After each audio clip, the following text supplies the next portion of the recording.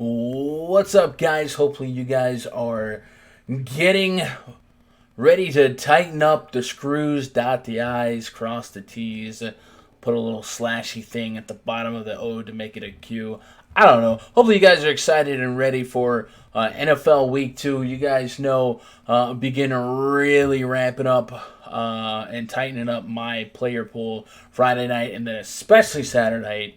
And it's Friday morning, so gonna begin the rampage. I'm gonna go on a rampage. What am I doing here? Hey guys, you know we're doing the PayPal giveaway Monday in the week 2 review video.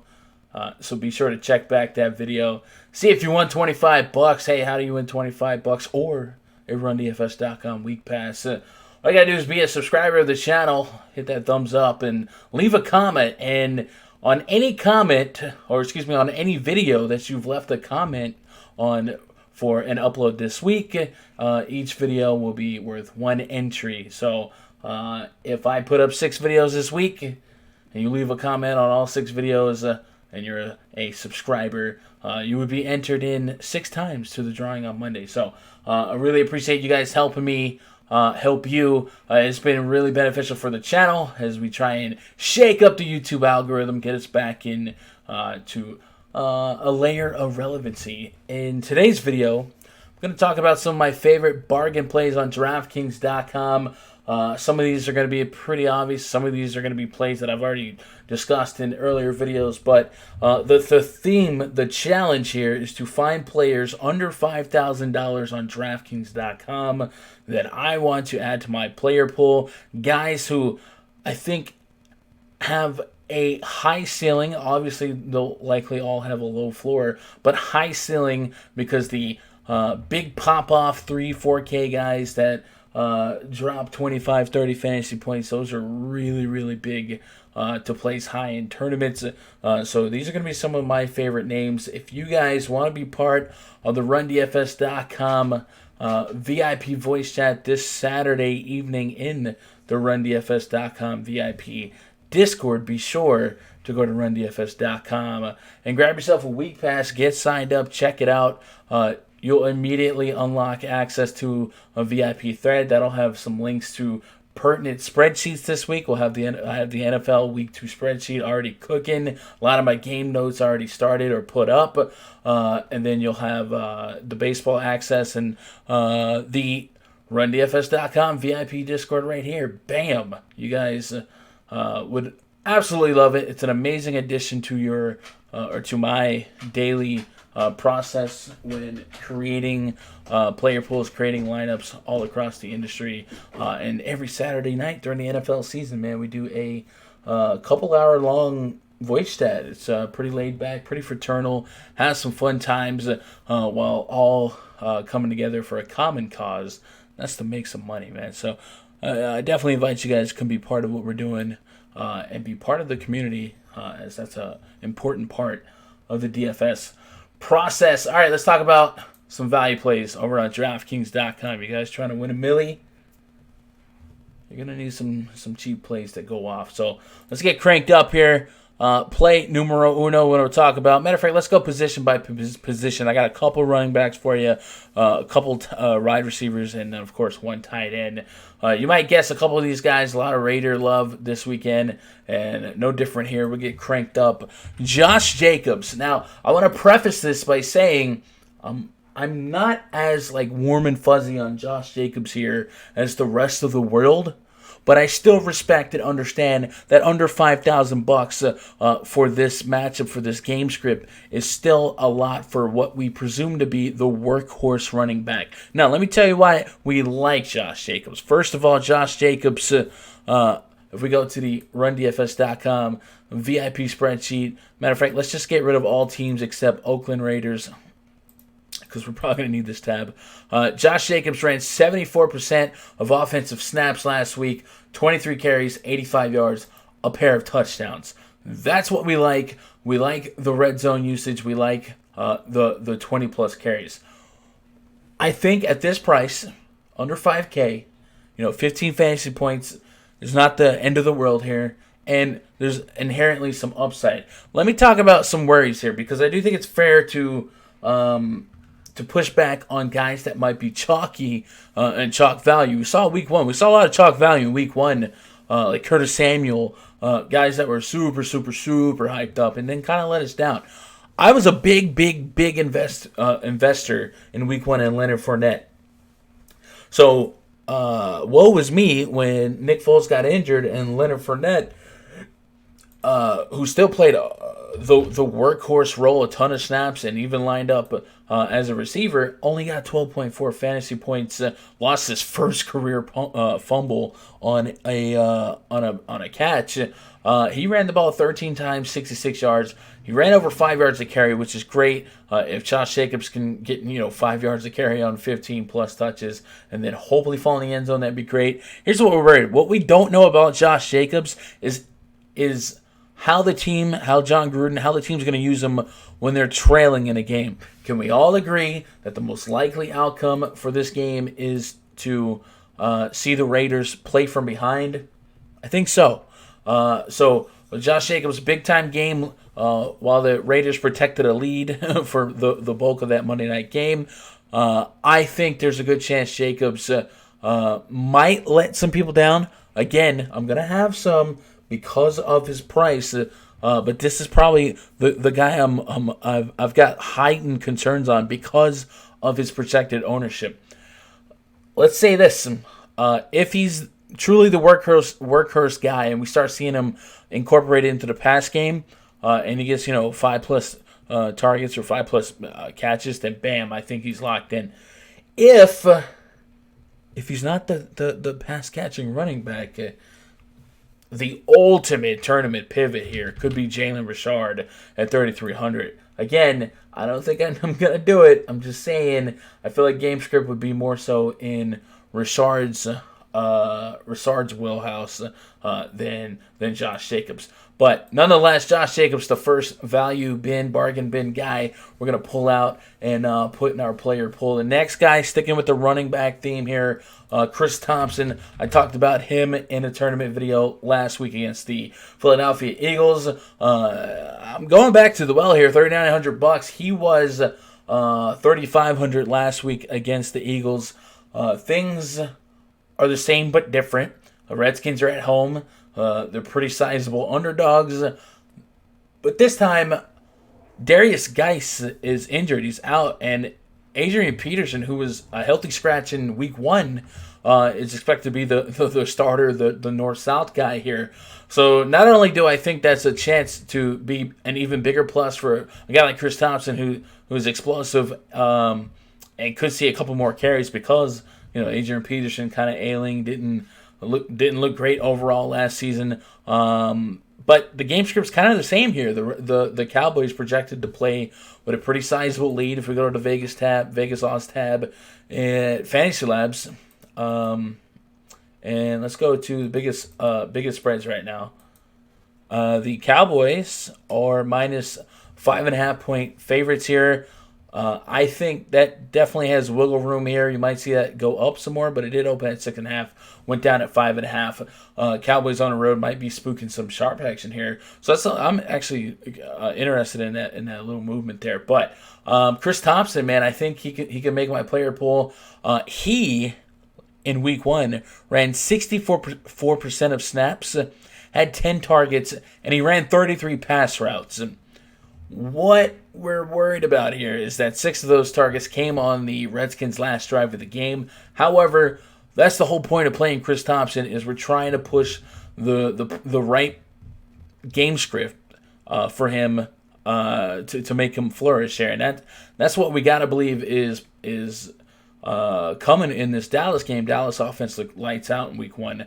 I think Chris Thompson in this Redskins play from behind offense, and the fact that he ran a lot of passing routes at 3,900 kind of makes him a wide receiver 3. But hey, in a PPR format like Draftkings, I definitely think there's a little bit of potential at 3,900 for him to get 20 plus fantasy points. 14.8 fantasy points last week.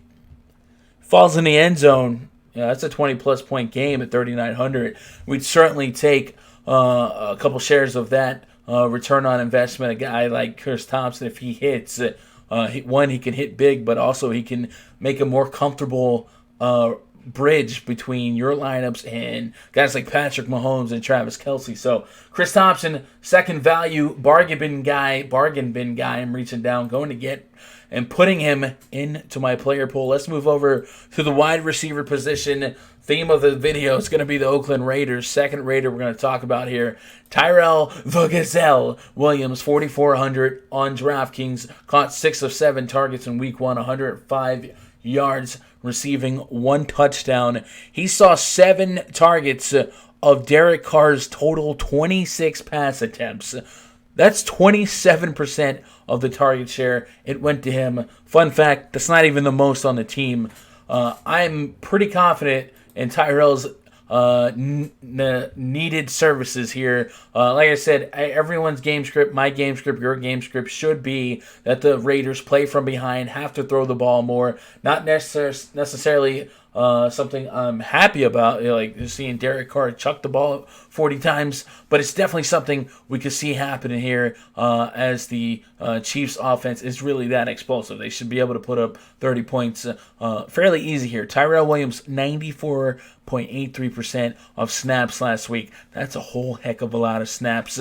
You don't see a lot of receivers hitting that type of mark. So that type of timeshare, especially on an offense that played with a lead a lot. You didn't see a lot of run packages taking them off the field. So opportunity equals opportunity, right? More opportunities for him equal more opportunities for me. So Tyrell Williams under 5K, probably going to be one of the highest owned receivers on the slate. I don't, especially in cash games, don't see a lot of arguments against them. But hey, the stipulations for this video, man, if you're under 5K and I see upside and potential in you, I'm going to play you. I hate to be a little chalky here with Jacobs, Tyrell, and of course you guys can probably guess who the tight end's going to be. But hey, rules are rules. Tyrell Williams, first bargain bin wide receiver. We're going to reach down in the basket, grab him, put him in the player pool. Next up, I got to be honest, this next one was kind of tough. It was between Muhammad or McLaurin. But I'm going to go McLaurin here. Terry McLaurin. We mentioned Chris Thompson. Tell me you guys get that reference. Just tell me I'm not that old. $3,800 for McLaurin. If you guys get some time, check out some week 1 video on Terry McLaurin as we pull back up the Washington Redskins stats. McLaurin played 92.5% of snaps last week. That 90-plus snap threshold is just what you want. Had 7 targets, basically led or was tied for the most targets outside of Chris Thompson, and he did the most with those targets. Terry McLaurin is fast. He's really fast. He ran routes on 89% of Case Keenum dropbacks in week 1, and he was clocked at 21.23 miles per hour on his 69-yard reception. That's very nice. Last season, Tyreek Hill's fastest speed was 21.95, so he was just under Tyreek Hill's speed. That's the type of player that McLaurin is. He can take the top off of a defense, win a foot race or two. Why do we like that? Well, that many snaps, that kind of speed in a game that we just talked about should be favorable to throwing the ball. The opportunity is going to be there. And I just think a guy that, and by the way, Terry McLaurin was wide open for another potential 70-yard touchdown, and Case Keenum overthrew him just a little bit. So this 26.5-point game could have easily pushed 40 fantasy points.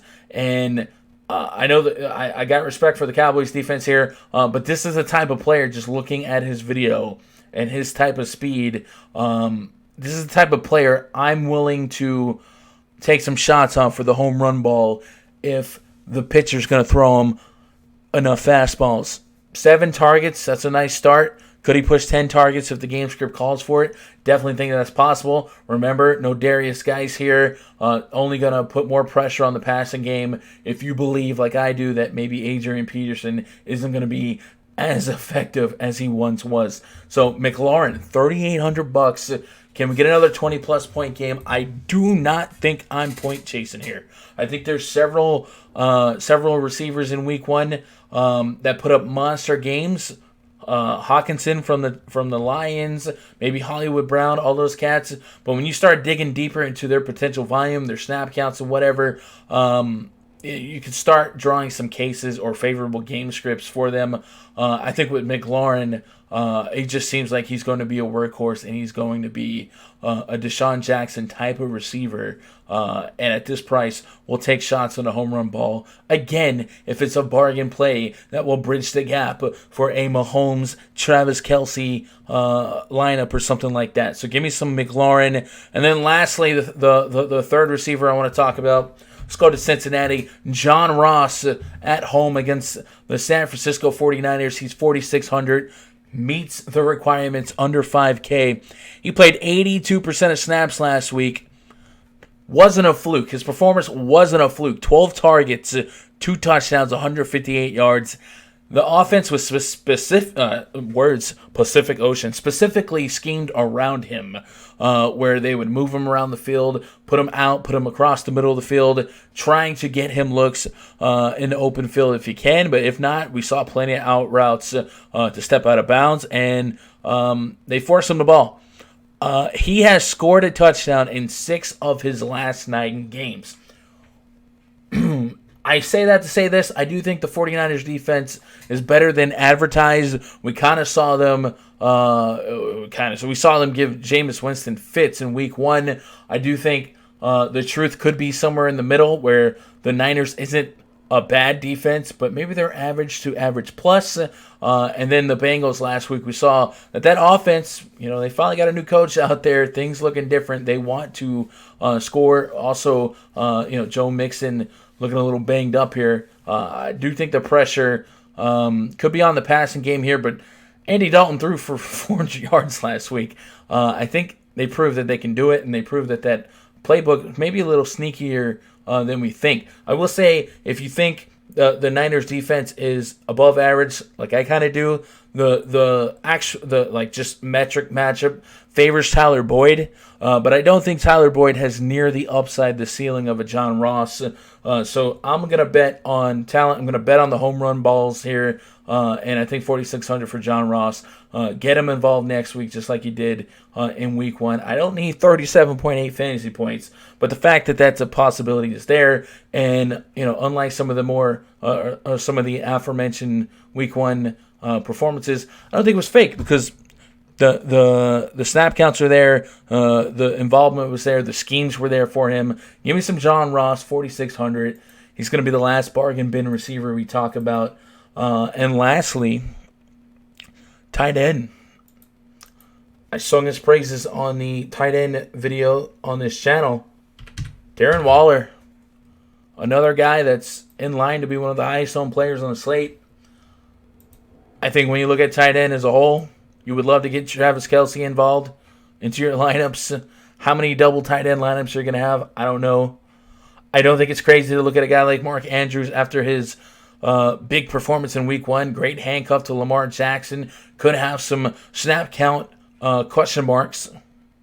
However, Arizona Cardinals offense, one of the fastest paced offense in football, is going to create a lot of plays, a lot of opportunities for the other team, for Lamar Jackson, for Mark Andrews. But like I said, you can push back these guys with their snap counts, with the pass attempts by a quarterback. Lamar Jackson had an amazingly efficient game in week 1, but efficient is the word. 20 pass attempts.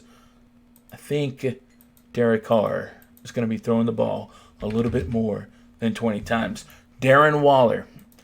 I just told you guys Tyrell Williams had 27% of the team's targets in week 1. Darren Waller had 30%.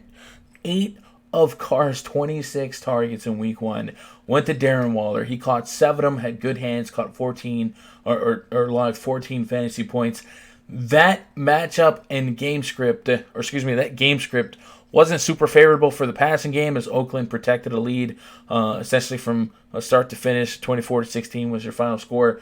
Again, projecting Raiders to play from behind, probably from a multiple possession deficit, quick, fast, in a hurry. 3,300 for Darren Waller is just too cheap. We got the benefit of Raiders being priced before they even took the field on Monday night. Pricing came out Sunday night, and this is just an egregious underpricing. But I'm pretty sure at this stage of the week, I'm not the first one to tell you this, probably won't be the last one, but Darren Waller, the poster boy for bargain value this week. So for recapping here, I like Josh Jacobs, Chris Thompson, Tyrell Williams, Terry McLaurin, John Ross, Darren Waller, and it's guys under 5K that I really, really like in NFL Week 1. If I'm thinking out loud on some of these other guys, if we just start from the 5Ks and go down just to kind of spitball a few things, Marvin Jones against the Chargers. I think the Chargers and Lions game is going to be way, way slower than maybe people are expecting the Lions to be. I think the Lions could be the biggest lie in terms of looking at Week 1 numbers because they played the Arizona Cardinals. It's going to make it look like the Lions are a fast-paced team. They throw a lot. Don't think that's going to be the case long-term. Matter of fact, Lions and the Chargers were two of the bottom 10 slowest teams in pace last season. So I'm tapering my expectations on Marvin Jones. Mecole Hardman, I think he's going to be a trendy play here. I'm okay with this play. I am. But I'm a little bit worried just because Tyreek Hill went down early last week and Hardman came in and played plenty of snaps in his absence. Didn't get a lot of targets here. Hardman played almost 78% of snaps last week. One target. That's not really rubbing me to get super excited. I get the play. I 100% get the play. But I do have kind of like a worry here. You know what I'm saying? I think we've seen in the past Tyreek Hill miss some games and people get excited to play like Albert Wilson or somebody like that, and it just doesn't come through. So in the back of my head, games like that are in my head for Hardman, and I'm probably going to be waiting to see what his projected ownership is going to be come Sunday. Because I do think the snaps are going to be there. Just a little bit worried about a range of outcome that puts him as a top tournament play. All things considered, why am I losing my voice? Because I do think if the Chiefs get ahead here, they still got Damian Williams, they still got LaShawn McCoy to run the ball with, and I'm not overly scared of the Raiders' run defense. And then, of course, you got to assume after last week, Sammy Watkins, Travis Kelce are the top targets for Mahomes here. So not as stoked to play Hardman. Scrolling down a little bit more, I wouldn't hate if you took a shot on LaShawn McCoy. Not going to stretch my neck out for that. Larry Fitzgerald saw a ton of targets in Week 1, 13 targets. A lot of this production came at the end of the game. I don't think he's going to really pull that off on the road outside against the Baltimore Ravens. Give me John Ross in that area. Phillip Lindsay, probably staying away from that against this Bears defense. Seems pretty tough. DJ Chark, good Week 1 from a fantasy perspective, but we're trusting Minshew on the road here against the Texans defense that I think could qualify as an under 5K play, but I didn't want to get cheesy here and name defense because pretty much all defenses are under 5K. Corey Davis, no. Tariq Cohen, no. Tariq Cohen's a maybe, just because we did see him heavily involved last week in terms of pass attempts, 10 targets last week, 12.9 fantasy points. Seems like a couple times a year Tariq Cohen wins $1 million. And the Denver Broncos defense has struggled against elusive running backs, to say the least. Keeping it moving. Metcalf, no one's here. Just Singletary, you can make a case for based on what you think the Buffalo Bills do at New York. I like Josh Allen and John Brown as a tournament handcuff. Neither one of them qualified to be under 5K here. But if you think that the Bills could play from a neutral to a positive game script here, we saw his explosiveness in Week 1, 4 attempts for 70 yards. And then caught 5 of 6 targets. That right there is very encouraging to me. Almost 15 fantasy points. Certainly think at 4,200, I like him. And I don't think, I just talked about maybe Jalen Rashad being an in-game pivot to Josh Jacobs. Now that I look about it, maybe there's a range of outcomes that Singletary outscores Josh Jacobs. Well, we'll see. I think Devin Singletary is certainly in the picture here. Matter of fact, I think a couple of you guys commented Singletary on the running back video. Keeping it moving. Kenny Stills. If Kute's back for the Texans here, I don't know that I'm super stoked here for Kenny Stills. We kind of got bailed out with a late fourth quarter touchdown, and even then he wasn't a fantastic fantasy play. So he certainly seems like a last option behind Hopkins and Fuller at the very least. Keeping it scrolling. Dion Lewis is kind of intriguing, but I don't think I need to get there. Just if you think that game, if that game script calls for a pass catching running back. Paul Richardson, targets were there for him. Hunter Renfrow, hyped up, forgotten about here as we enter week 2.